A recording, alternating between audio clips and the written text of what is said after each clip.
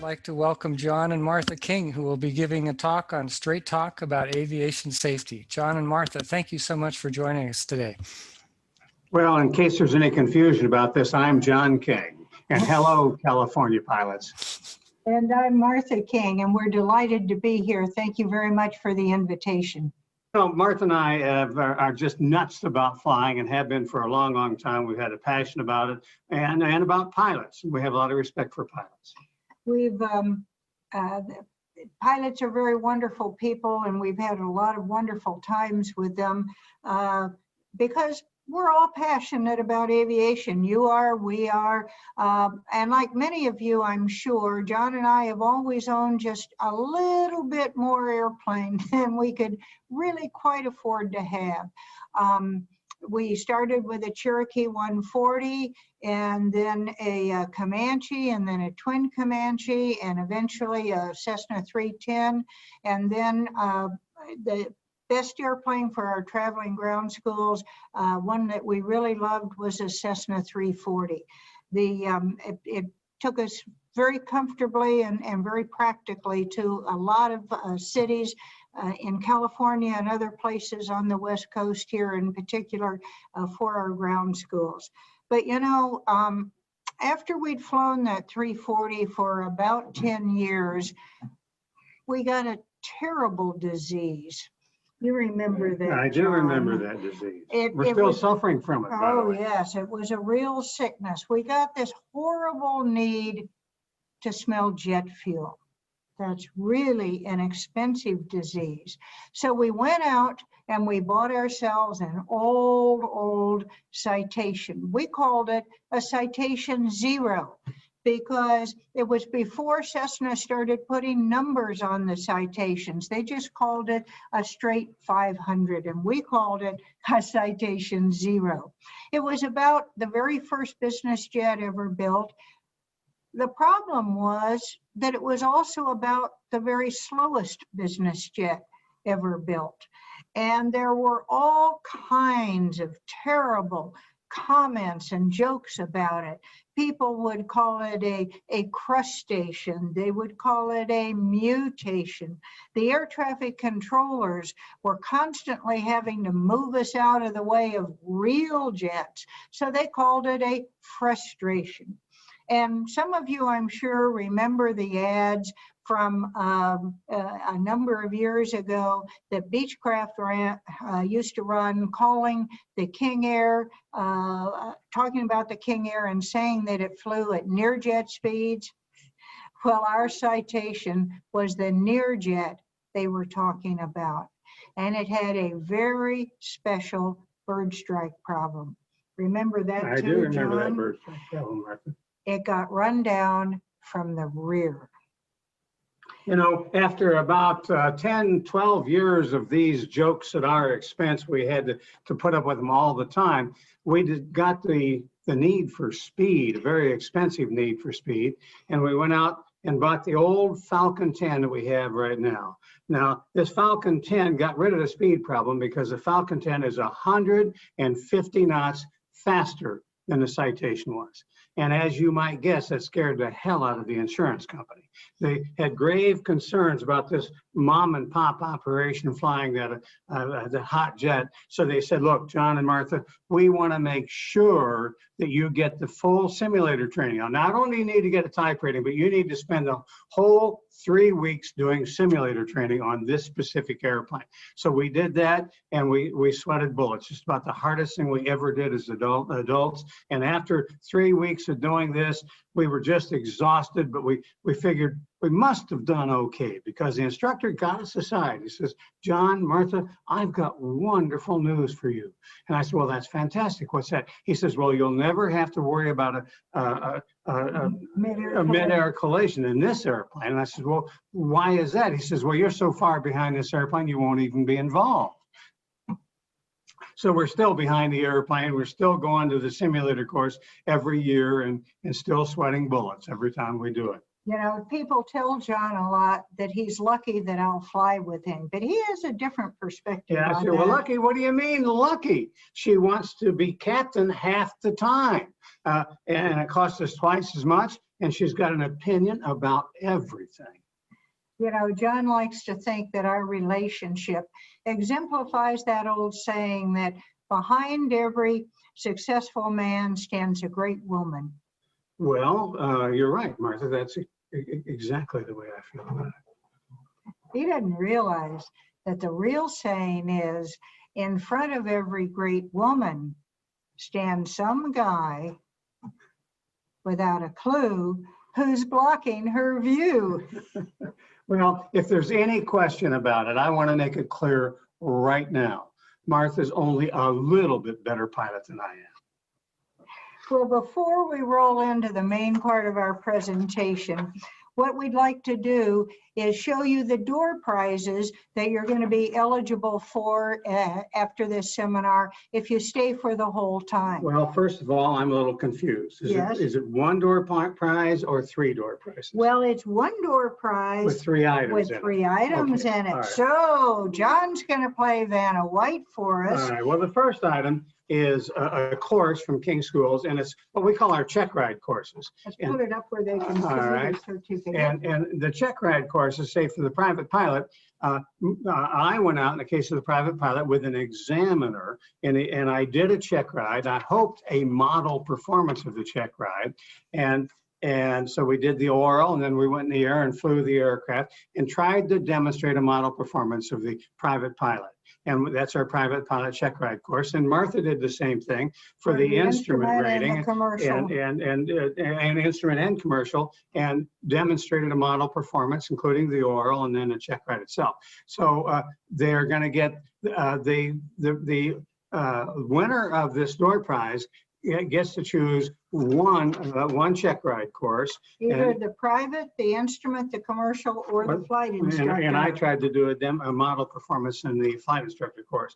Plus, they get basically this knee board, and the knee board will also hold an iPad. So and then there is a great. This is a great flight bag, Right. and it's got all sorts of pockets. It'll carry an iPad as well as your laptop and room for a headset and all kinds of neat pockets for all your aviation stuff. So if you win the door prize, you get all of that. And we'll announce that at the end. All right, it's time to do the presentation, Martha. Okay, so I should share my screen then.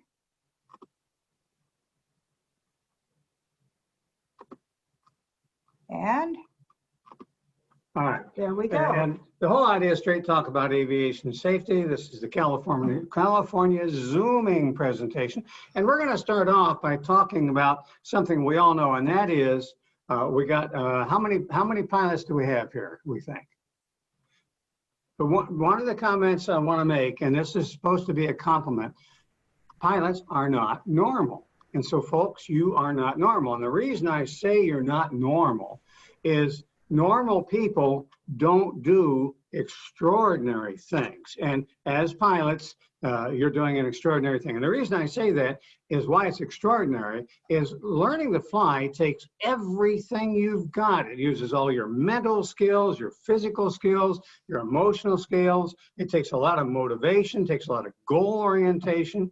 And you know, through most of life, goal orientation is a wonderful thing, because the way you became pilots is you went through this for a long period of time. Your right leg shakes, you sweat, and you persisted over a long period of time, and that goal orientation made you a pilot. You couldn't have done it without your very special goal orientation. So that seems like a wonderful thing, but the problem is, and it is, in most of life, goal orientation is just absolutely wonderful. But in an airplane, it can be dangerous because it makes you continue because you're accustomed to completing the things you set out to do. And that goal orientation sometimes makes you fail at risk management because you won't give up on a goal. And so we're going to talk about that later on, but you're not normal people. And in most of those ways, it's a wonderful thing. In goal orientation, it can be a risk factor. We'll talk about it later on.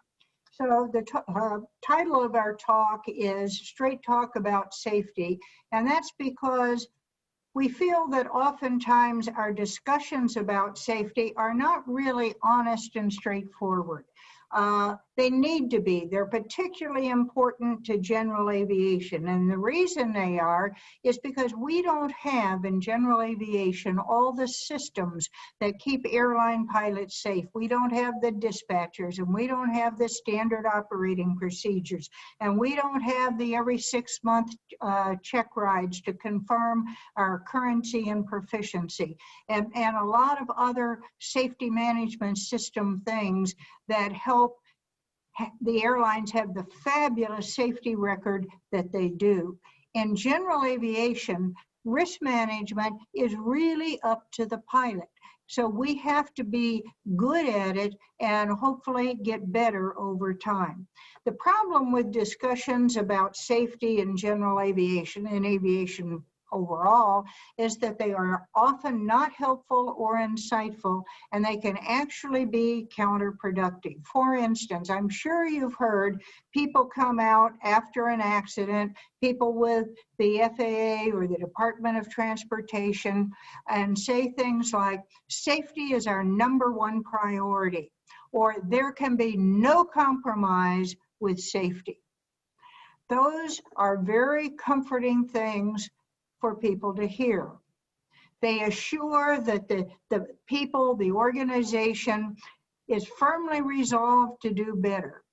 But those comforting assertions are not and cannot be true. Not literally true, because the mere fact of going somewhere confirms that moving the aircraft ranks ahead of safety. It would always be safer to stay put, to leave the airplane in the hangar at the airport. But that's not what airplanes are designed to do. The reason you cannot say there'll be no compromise with safety is you cannot start an engine without compromising safety. You can't move an airplane without compromising safety. And these are little intellectual dishonesties. And the thing that's wrong with these little intellectual dishonesties, I can say it, is that they tend to end the discussion and they substitute for thoughtfulness. So that kind of makes us all quit talking and okay, there'll no compromise with safety, but it's not true. And so it would be better. No, it's not true. It would be better if we had insightful and thoughtful conversations. And also there's a lot of tendency to have safety advice that is preachy and smug and superior. It's very often demeaning, it's offensive, and it's critical of people. And the problem is that those same things give very little guidance. Let me give you some examples. For instance, we talk about aeronautical decision-making, and we'll tell a candidate that you're not good at aeronautical decision-making. Well, first of all, that's kind of insulting. It's not very helpful to you. Secondly, what do you do about it? If you're not good at aeronautical decision-making, they don't give you any steps to take to get better about it. Same thing, they'll tell a pilot that's a failure in judgment, but they don't give you any steps to take to get better about it. A little bit better than that, still insulting, is 5 hazardous attitudes. John, you have almost all of them. You tell me I have 4 of them anyway. The only one I don't have is resignation. I don't have much resignation. But in any event, those 5 hazardous attitudes, it tells you to be alert for them, but they're still a little bit insulting. So what we need to do is we need to help people take steps to improve their performance without insulting them along the way. The insulting comments tend to be demotivating. You're not very interested in doing it. You're annoyed, and it does not motivate you to go out and do better. So it makes you reactive instead of proactive, and proactive is what we need to be. So what we want to do is do a proactive habit of managing risks. That's identifying risks and mitigating them. And we want to help people have steps to do those things, where instead of having you've got bad judgment or your failure in aeronautical decision-making that gives you no guidance, we want to give people steps to have them get better. So safety is an outcome, and it's a result of habits that you have. So we'll talk about those risk management habits to help you get there. So A tool that we use and we want to share with you and hope that it's useful to you is to conduct risk surveillance as a pilot, and conduct it using the acronyms of PAVE, CHORRD, and CHORRD. And these are just kind of mental checklists, kind of like GUMP that we've been using these kinds of checklists for years, but these are ones that make you think about the risk and how you might mitigate. And basically what they are is tools that help give you a vocabulary for risk awareness and situational awareness.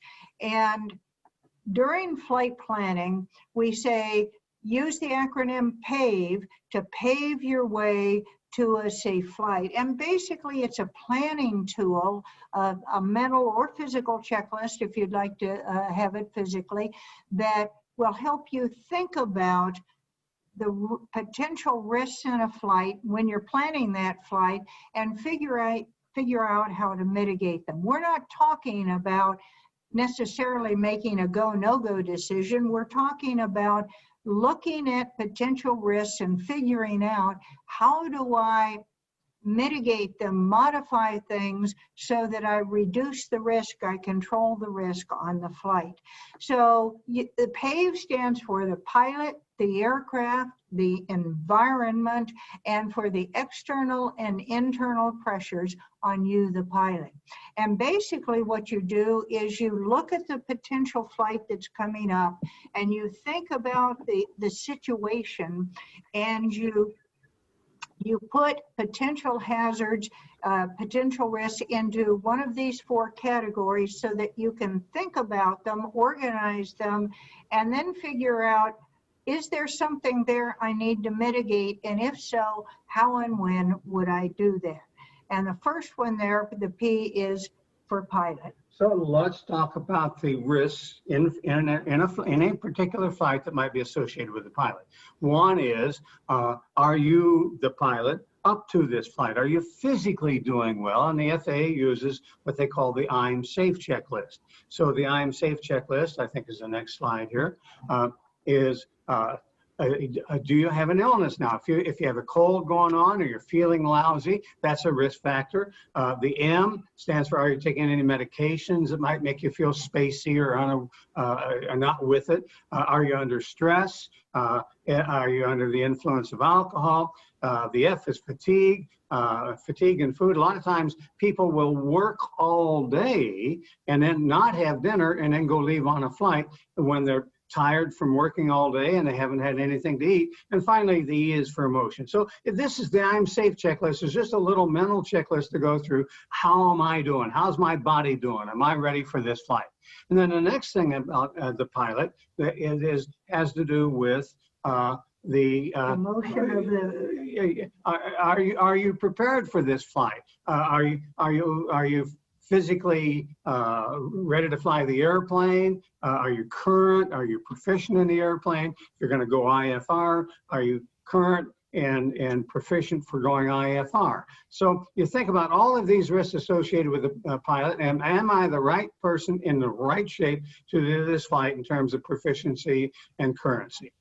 Okay, the next one is the aircraft. And of course, is it the right aircraft? A lot of times people will plan a trip and they want to take the trip in that aircraft because they happen to own that aircraft. Well, is it the right aircraft? Does it have the right range? Will it carry the loads you need?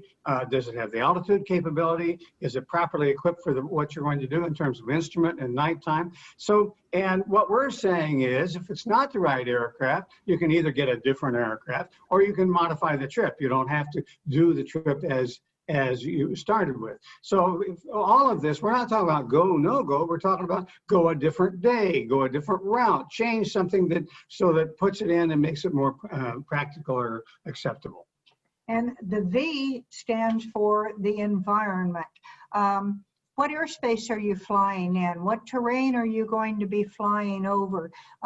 Is it going to be the desert? Is it going to be the mountains? As John said, it could be that the combination of the environment and the aircraft is kind of a dicey one, but maybe you can change the route or change the time of day that you go, and it becomes a combination that makes sense and will work to minimize the risk on the flight. So is it going to be at daytime or at night? The aerodynamics don't change at night, and it's a lot smoother to fly a lot of times, but there's a lot of stuff out there you can't see at night. And are you and the airplane equipped to be able to fly in that particular environment? And these are all, by the way, just ways of organizing your thinking so that it's not just a random, what should I think about? It's kind of an organized way of working through your thinking about risks. And the E in PAVE stands for the external and the internal pressures.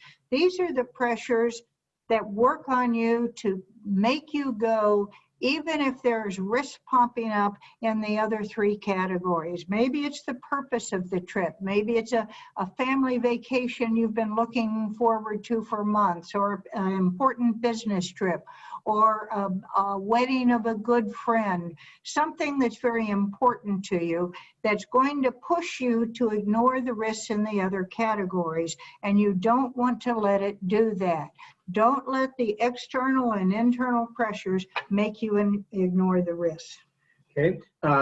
Now, another one, so that's PAVE, and it's just a thought process that lets you think about the risks associated with the flight and a way to manage them. The most important risk of all is the external and internal pressures, because it makes you ignore the other risks. If you're about ready to do something, you want to ask yourself, is this something I could do? Well, let me give you a tool that we use to think about whether you should do it or not. And what you can do is you can ask yourself, would I do what I'm about to do with this airplane if I had 100 paying passengers behind me? And if the answer is, well, no, I wouldn't do this with 100 people behind me, then why in the world would you consider it with the most precious people in the world, yourself and the people you care the most about? So you want to treat it as the people you care about as if there were 100 passengers, and then maybe you would not let these pressures make you go and ignore the other risk factors. Some techniques that John and I use to help minimize the pressures to make a flight are, we'll start watching the weather a number of days ahead of time, and maybe we'll change the routing, maybe we'll change the time that we actually are going to go on the flight depending on the temperatures. A lot of times if we're going to visit with someone, we'll ask them not to meet us at the airport, we'll get a car, or we'll call them after we land, and that way we have much less pressure on us to go because there's nobody going to be standing there waiting for us to show up on the ramp. So the important thing is to try and manage those pressures so that you don't let yourself be pressured to go when you shouldn't go. We always, even for a little trip, we'll put an overnight bag in the aircraft so that if we get fatigued or the weather gets bad or something of that sort, we don't feel pressured to go. We say, well, let's check into a hotel and have a nice dinner and we'll worry about this tomorrow morning. So we try and set up strategies to take the pressures off of ourselves so that we don't have our own goal orientation make us go when we shouldn't go. We try and manage our own goal orientation, because Martha in particular is dangerous at goal orientation. So we try and manage that. So the PAVE mental checklist is something that we use when we're planning a flight during the planning stages. Once we get to the airport and we're ready to go, we're taxiing out for the departure, before takeoff, you can strike the right chord to manage the risks of takeoff. And CHORD stands for conditions, hazards, operational changes, the runway required and available, your return, and the departure. Of course, we're making an allusion to the chord of a wing, but basically we're giving ourselves a pre-flight checklist, and we actually, when we're flying the old Falcon 10 that we fly, as we taxi up to the runway, we go through this. What are the conditions right now? What's going on? What hazards are in those conditions? And the conditions are things like what's the weather? What's our condition right now? Are Are we we fatigued? fatigued? Are we not current? Right. Are we rusty with the airplane? So we talk about all of those things, including our situation and the weather around us and all of those things. We say, okay, what are the hazards? That's the H. So what are the hazards with that? And then The hazards could even be things like really heavy traffic at, if it's an airport that has a lot of training traffic, or maybe there's, wouldn't it be nice, an air show going on, or some aviation weather event. hazards, just Could be whatever weather the hazards. hazards and the conditions we're in right now. We talk about those hazards. And it's a in the moment discussion, not something we did yesterday, but something we're doing in the airplane as we head to the runway or as we're at the runway.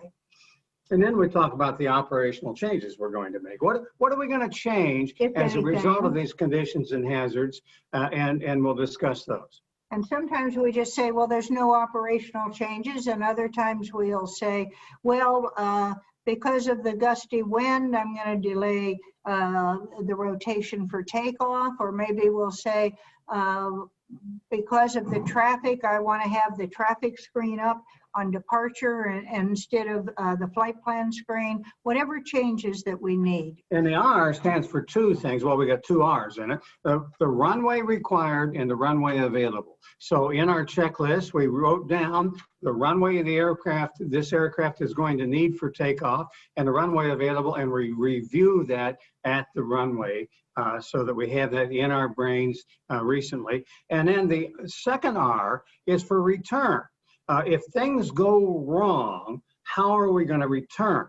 And if it's a multi-engine airplane, both engines are running, we'll just talk about what route would we return. Sometimes we'll say, well, it would be a VFR return. We'll just come right back to this airport. Or if it's IFR, we'll go to another airport and we're going to go on an IFR return. We figure that out. And one of the things you want to think about is, what if I have an engine failure? And if it's a twin engine airplane, you would talk about what you would do in an engine failure. If you're in a some twin engine airplanes can't really fly reliably on one engine. So would you go to another runway? What runway would you go to? Or do you just pick a spot out straight ahead and pretend like you're a single engine airplane? Right, and pick a spot to land. And if it's a jet and it can do it, you talk about where you're going to go, and are you going to go IFR, and how you're going to handle the engine failure.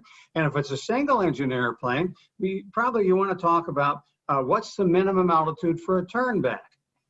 And then you convert that minimum altitude for this airplane into an altimeter reading. And so at what altitude on the altimeter would I be willing to return? And otherwise, and where have would that in your brain? And if I can't return, where am I going to go? What's the clearest piece of runway or terrain available that I'm going to go if I can't turn back? And then if I can turn back, what technique would I use? What speeds would I use? And you have all of that down, and you've discussed it for that takeoff.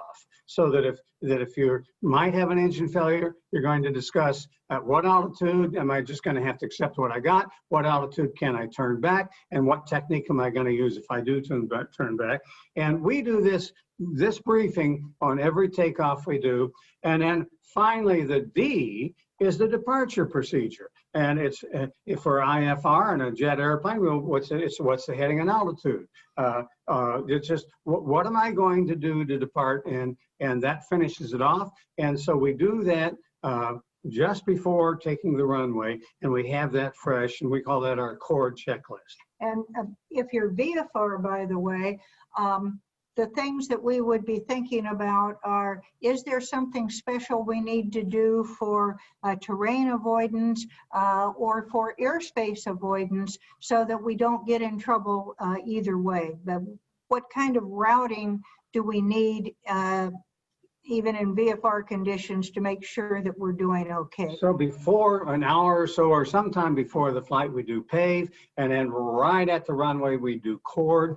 And the next thing we do is we've gotten airborne, and now we're going to do CCARE. And what CCARE stands for is, first of all, the first C stands for changes. And then the CARE stands for consequences, alternatives, reality, and again, because it's so important, the external and internal pressures on us as pilots.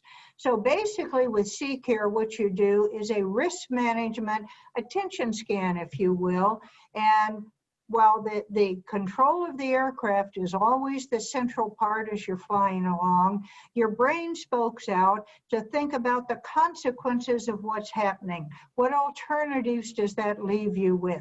What reality do you need to deal with? And the E again, what do I need to do to control the external and internal pressures that are potentially making me continue the flight or do something during the flight that I really shouldn't be doing? So the C stands for consequences. And what happens when you get in an airplane, as soon as you take off, all of the things you plan for with PAVE change. Because an airplane is all about change. You're flying over changing terrain, through changing weather, and your fuel is changing. The pilot is getting more fatigued. Everything about an airplane is change. And so as soon as you get airborne, all the things you planned with PAVE now change. So what you need to do is think about all those things that are changing and what are the consequences of them. Let me give you an example. Let's assume that you get airborne and you look over at your GPS, and son of a gun, you're 20 knots slower than you thought you were going to be. Wow. That means that it's going to change the fuel you're going to use. It's going to make you feel like you're late. It's going to make you more fatigued. So all of that happens because you're 20 knots slower than you thought you were going to be. Now let's talk about this. Why would you normally be 20 knots slower than you thought you were going to be? Well, probably the wind is different than you thought it was going to be. And so now we take this to another level and we think through the consequences at all levels. And if the wind is different than you thought it was going to be, that probably means the weather will be different than you thought it was going to be, because the wind drives the weather. So the locations of pressure patterns and fronts are likely to be different than you thought they were going to be. So when you think through the consequences, you want to think through all of the levels of the consequences. And now you're going to arrive later than you thought you were going to be, under stress because you're late. You're going to be more fatigued than you thought you were going to be, lower on fuel, and probably in worse weather, because that's the way it goes when the weather's different than you thought it was going to be. All of those happens simply because you looked over there and you saw that you were 20 knots slower than you thought you were going to be. So that's what we talk about when we're thinking about, think through the consequences of the changes. Now, when you took off, you had a big circle of alternatives. You could fly when you took off. You could fly to your destination, plus go further, having to do with your reserves in all directions, all the way around you. And as you fly along, your alternatives get smaller and smaller. Your circle of alternatives, which was huge, now is much smaller. So as you have all of these changes, think about how it changes your alternatives, because having an alternative is always the most important consideration of all of aviation. You always want to have alternatives. So what you want to think about is all of these changes we just thought through the consequences on, and the fact that we're using less fuel. What are my alternatives now under these new circumstances? And that's why we have the A in there, having your alternatives and always having an alternative available. Now the R stands for reality, and what it basically means is you've had these changes happen. You may have had alternatives originally, but maybe they're different now and maybe they're not as practical now. But we have to deal with reality. We have to deal with things as they really are, not the way we planned them to be. And here's an example of that. What do you think is the biggest cause of cross-country fatalities? Well, if you look at the biggest cause of cross-country fatalities, it's continued VFR into worsening weather conditions. Now, do you think that pilots take off deliberately and deliberately fly in weather that they know is going to kill them? Of course they don't. They take off thinking that the weather is either fine or good enough, and it gets worse. And they don't react to the changes. They don't think about new alternatives. Are you telling me that people lie to themselves? They absolutely do. Well, Martha, why would a pilot ever lie to themselves? Well, they lie to themselves because they're goal-oriented people. They really hate to give up on a goal. And once we as pilots have set a goal that we're going to get from one airport to another in order to accomplish whatever, even if it's only $100 hamburger, but certainly if it's an important business meeting or a family vacation or something like that, we really, really hate to give up on that goal, particularly once we've started the flight. It's much easier to not go than it is to start and then to quit. So when things change, we have to deal with reality. We have to change our plans when reality changes around us. So the E, as John was saying, is those external and internal pressures that make us keep going in that flight when we really should have quit or maybe even not started. So do you have any tricks about reality that we can use to manage things that have changed? Well, we have to be careful of our goal orientation. As I was saying, as you said earlier, goal orientation is wonderful in almost all of your life. It's helped you get where you are. It's helped you be able to get a pilot certificate. It may have helped you be in a position to own your own airplane. But as a pilot, that goal orientation can be very, very much a problem if you don't manage yourself, not just the airplane and the flight, but yourself. So you're telling me that my being proud of completing what I set out to do makes me a dangerous person? It can. Okay. It can. So when should I plan fuel stops then? Oh, this is an interesting one. We've had several people come up to us in talks and talk about having run out of fuel on a flight that they planned. And they had planned a fuel stop, right? They had planned a fuel stop, but what they told us to be sure and emphasize in our talks, which we're doing right now, is that never ever plan a fuel stop within a half hour or so of your destination, because it's very, very hard to get to that fuel stop and look at your fuel gauges and stop for fuel. There is a real strong tendency to look at the gauges bouncing around because they're not all that accurate anyway. And your brain says to you, or maybe it's your gut saying, because you really want to go on, says to you, oh, I have enough. I can make it. Are you telling me that fuel gauges in general aviation airplanes aren't always accurate and reliable? I've heard that it's so, John, and I'll bet they have too. But here's a statistic that is really interesting. And it's the distance from the destination where most people run out of fuel. And do you remember that number, John? More than about 20 miles of the airport? 20 to 25 miles of the airport is how close people get before they run out of fuel. So what the people that met us after our talks at AirVenture and Sun and Fun and so on said is plan your fuel stop at the halfway point. Because that way you're not sitting there thinking, well, I'm that close to making it, but that close can be to not making it also. So a halfway point fuel stop is a lot safer way to go.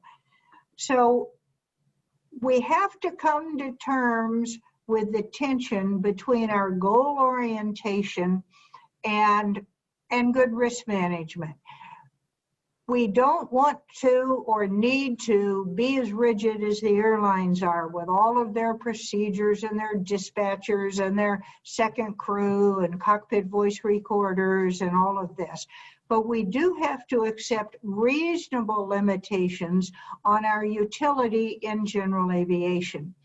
We're not airliners, and even they cancel from time to time.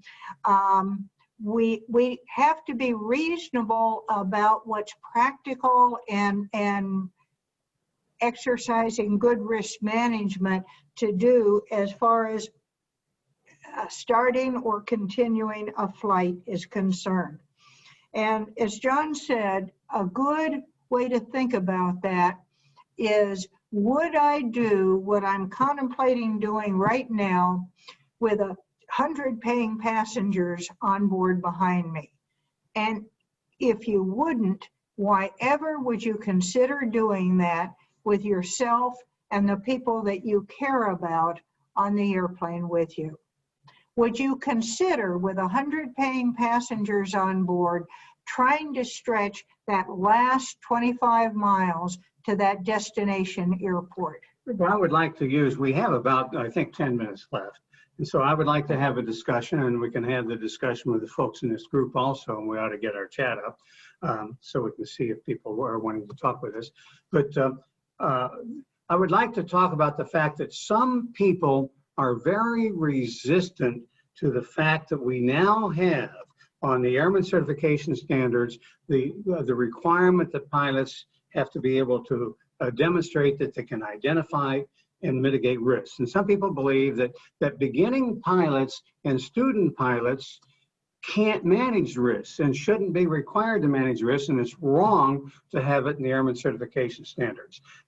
I believe that you can use tools to manage risk, and that's what we've just been doing right now. And so what are the things that people object to? They object to trying to put numerics on it. Let me mention, first of all, that I believe that we're going to have to use the Q&A, not the chat. I think the chat's reserved in this session for the panelists. So I screwed up already, huh? Oh, okay, no, I don't think so. Okay. So if anyone has any questions, does anybody have anything you want to argue with something Martha might have said? Oh, right. Well, thank you.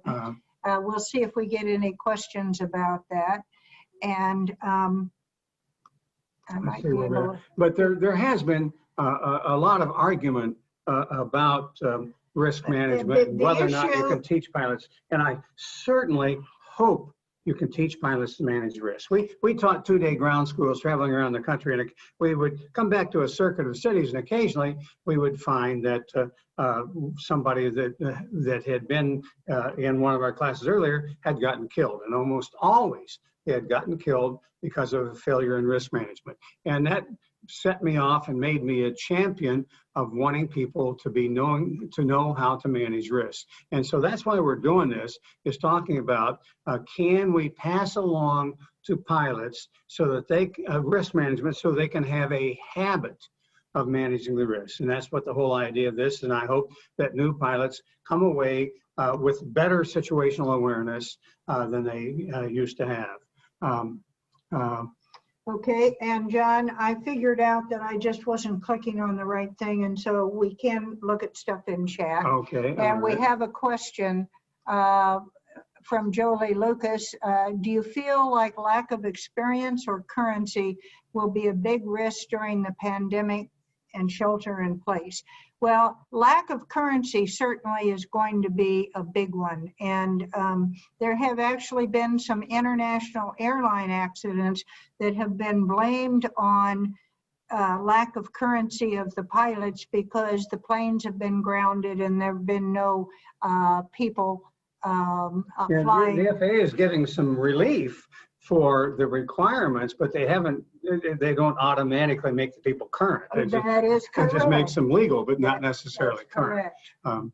So that's a big thing. Anybody else? Do we have any other comments here? Is it a good idea to write the risk management acronyms down and keep going over them on longer flights? Yeah, I do think so. Particularly CCARE. What's changing? What are the consequences of those changes? What are the alternatives? why would I deny them? And what pressures might I have? I think that, as you can tell by Martha and I on this conversation, we really feel that this business of hating to give up on a goal is a big risk factor. And you know, you are remarkable people. You've achieved an enormous amount, and you would think goal orientation is a wonderful thing, but you got to be willing to give up on things in an airplane. Here's a question from Brian Turani. I'm a new pilot. Can you give me some suggestions on how to manage safety and visibility in smoke-filled air like right now? Well, welcome to smoky California, folks. Right, and not just California. We had a flight into Bozeman, Montana a few weeks back, and they were about 2.5 miles visibility in smoke. Yeah, at about 5,000 feet, we're actually IMC because of the smoke. And as Brian says, many airports are reporting sky clear, but the visibility will be very limited because of the smoke and the haze. I'm a big fan, and this is going to sound a little bit unfair maybe to some people. I'm a big fan of getting instrument rated as quickly as you can. That's what I was going to say. Getting instrument rated and equipped, because I look at this terrible, terrible accident of Kobe Bryant. Did I get his name right? I had his name right. Yes, yes. And the helicopter in Los Angeles. Very an instrument equipped helicopter and a very highly experienced pilot killed, what was it, 9 people because it was, I don't care how well equipped your aircraft is and how experienced you are. In IMC, you just can't fly by looking outside the window. You just can't do it. I'm a big fan of getting instrument rated and equipped. Okay, here is a very, very good question from Brian Schiff. And what he says is, many pilots resist the risk management and the ACS because it's attempting to quantify something so subjective. Can common sense be taught? Can I say a word before you dig into it? Because you're going to spend a while on it, I think. All right, go ahead, Martha. We agree that the FAA's matrices in the risk management handbook are really unworkable because there isn't any way to quantify exactly what the likelihood is and the severity is of a particular risk or hazard. And to try and say that there is puts people in the wrong frame of mind. But what the ACS teaches or tests, and what instructors need to teach, is not any absolute answer, but a process of thinking. And that's what we've been trying to talk about here, where you can use the acronyms PAVE and CHORRD and CCARE as ways to organize your thinking and not just be helter-skelter about what you need to consider as far as the risks of a flight, but to make it more organized and more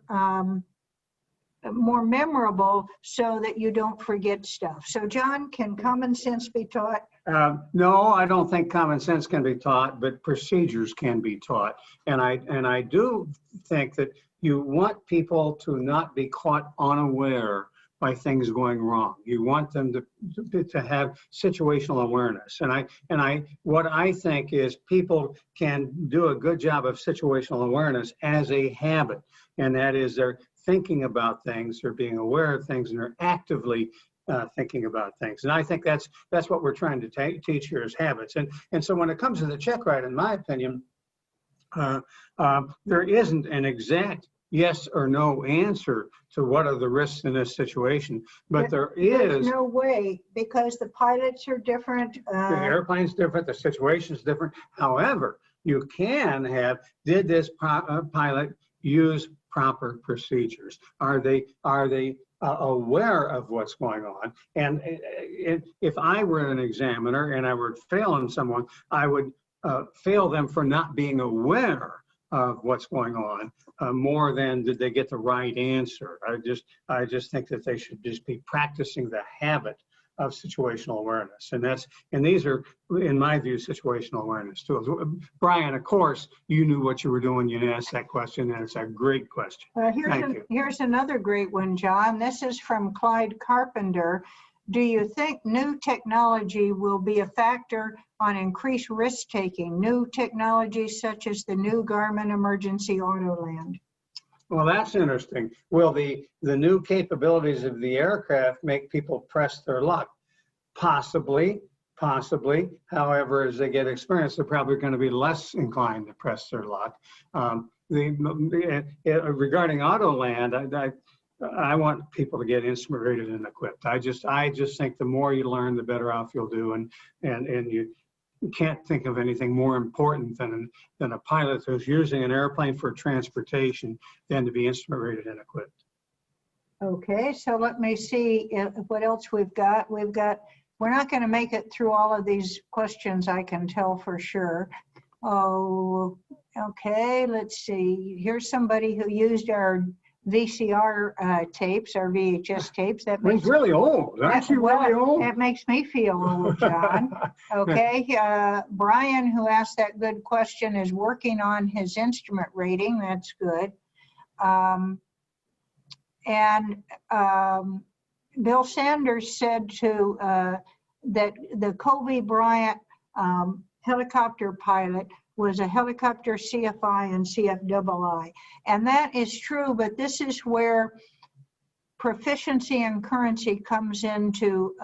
Well, he was trying to fly the airplane by looking out the window, the aircraft by looking out the window. He was trying to fly at VFR. Right. He did not have an IFR clearance. He was not attempting to fly IFR. He was trying to fly an IMC by looking out the window, and it just can't be done successfully. And it is my understanding, perhaps erroneous, somebody I'm sure will correct me if I'm wrong, but it's my understanding. Maybe. That could be. It was my understanding that the charter operator that was being used and that this pilot was flying for did not have operational specifications from the FAA that allowed them to go IFR. Yeah, their certificate would not let them go IFR. It's at least not in these circumstances with the pilot or the aircraft, and maybe not ever, not period.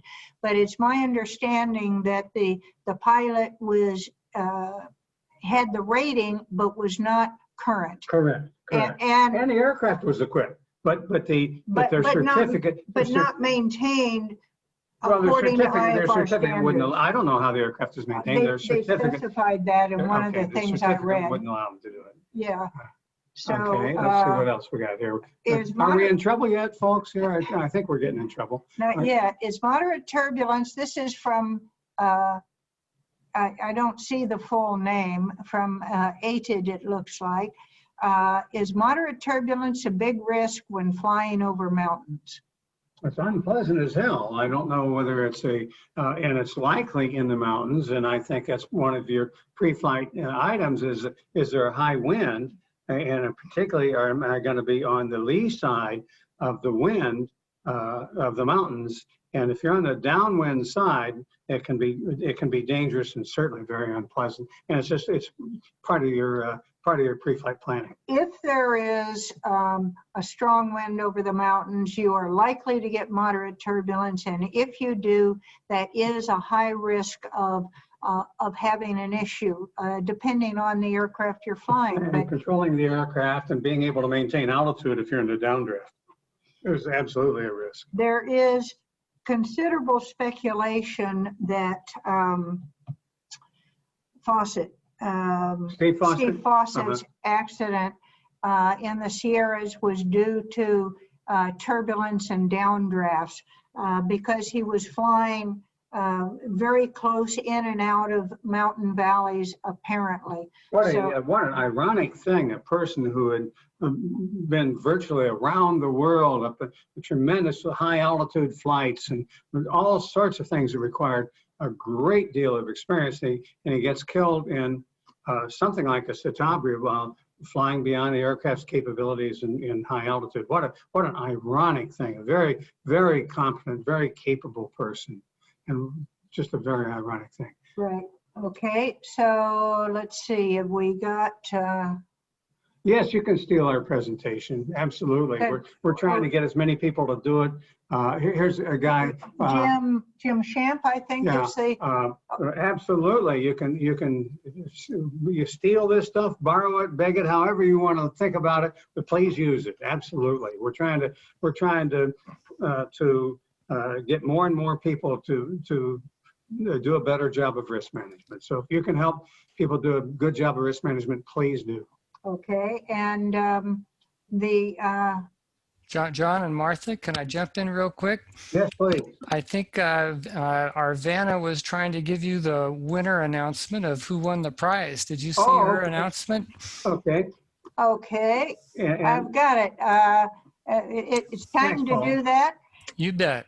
And Okay, overall, well- you've got about another 4 minutes or so. all right. We've been kicked out of some real nice places. So, Okay, well, John, why don't you hold this? So the winner will have to put up with us in a check ride course where we try and demonstrate a model performance. And the winner is Joel Williams from Reed Hillview Airport. And congratulations. And Jolie Lucas or someone else from the California Pilots Association will make sure that you get the certificate, and also give us the information to send you the flight bag and also Yeah, the we're going to send board. this to them, right? Yes, we're Right. going to send this and also the And certificate. the certificate. And And so we'll depend on Jolie and Paul to let us know when, who to send it to. I mean, what the address is. We know who, it's Joel Williams right now. let's hope we all have fun working together, Joel. So I think, John, that we are done. Okay. And so thank you all very, very much for being here. We've had a good time, and we hope that that what we've shared with you turns out to be useful for you. So let us know how things go, and stay out of the trees. I'm so sorry, we're all flying in the smoke. Yeah, keep the pointy end forward, the dirty side down, and by all means, please. Stay out of the trees. Well, thank you so much, John and Martha, Thank for you. giving a wonderful presentation. We had so many people just really loving it. It's an outstanding job you've both done, and thanks very much for your generous gift. Well, thank you, and you guys have fun. We wish that everyone was here in person. It would be a lot more fun, but it's still good to see and talk to people.